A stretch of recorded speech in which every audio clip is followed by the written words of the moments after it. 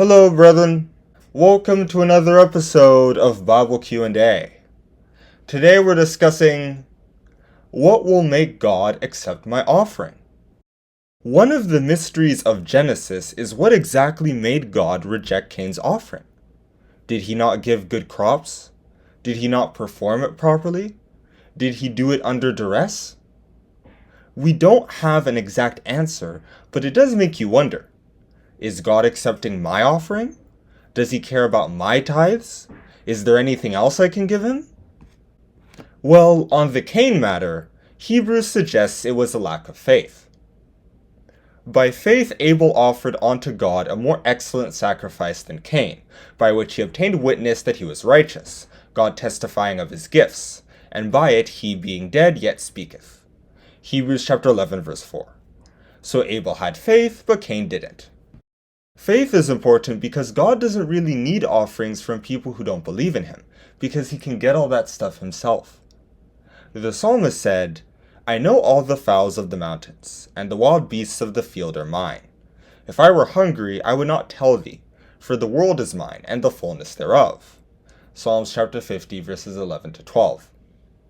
And anyone can offer an animal, including a pagan.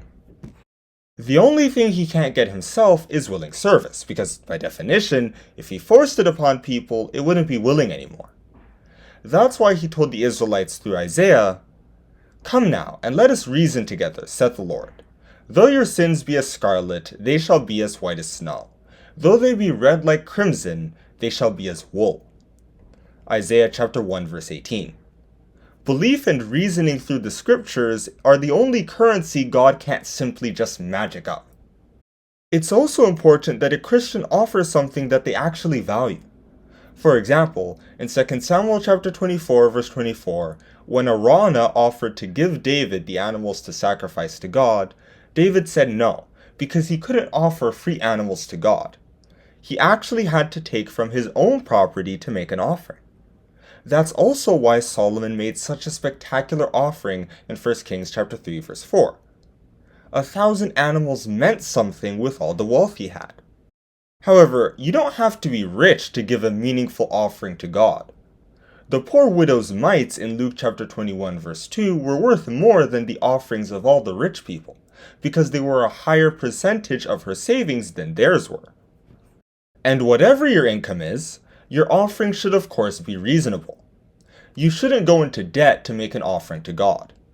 St. Paul said, For if there be first a willing mind, it is accepted according to that a man hath, and not according to that he hath not. 2 Corinthians chapter 8 verse 12. After all, you're giving God someone else's money instead of your own.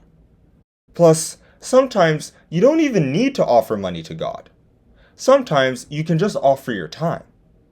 St. Paul was hardly a rich man, but he offered himself to God by spreading the word throughout the Mediterranean. He told the Philippians, Yea, and if I be offered upon the sacrifice and service of your faith, I joy, and rejoice with you all. Philippians chapter 2 verse 17. Just helping out your Christian brethren is an offering to Christ, according to Mark chapter 9 verse 41. Finally, for your offering to be accepted, you have to be righteous. For example, Saul's offering in 1 Samuel chapter 13 verse 9 wasn't accepted because Samuel was supposed to do it. And Saul's attempted offering in 1 Samuel chapter 15 verse 15 was rejected because he was supposed to destroy the animals outright. In modern times, you can't offer stolen money to God, or money you got from a person you fornicated with. Even the prayers of sinners won't be answered, according to Proverbs chapter 15 verse 8. The sacrifice of the wicked is an abomination to the Lord, but the prayer of the upright is his delight. So if we've sinned against someone, we have to fix the issue before giving anything to God, according to Matthew chapter 5 verses 23 to 24. However, righteous prayer is a great way to make an offering to God. As it was said in Hebrews, By him therefore let us offer the sacrifice of praise to God continually, that is, the fruit of our lips giving thanks to his name. Hebrews chapter 13 verse 15. And praise includes speaking righteously, according to Ephesians chapter 4 verse 29, which edifies people and shows a good example to others. In fact, when you think about it, There's no bigger offering that you can make than being righteous. Paul said to the Romans, I beseech you therefore, brethren, by the mercies of God, that ye present your bodies a living sacrifice, holy, acceptable unto God, which is your reasonable service. Romans chapter 12, verse 1. It's reasonable service because that's the equivalent of all the sacrifices the Israelites were expected to do in the past. That's the sacrifice that keeps the house of God clean, because we make up the house of God. As Peter said, ye also as lively stones are built up a spiritual house, a holy priesthood, to offer up spiritual sacrifices, acceptable to God by Jesus Christ. 1 Peter chapter 2, verse 5. The Pharisees spent a lot of time cleaning the physical temple, but because they didn't clean their hearts, they weren't really cleaning the temple after all, according to Matthew chapter 23, verses 25 to 26. It's also the only offering that can actually help others.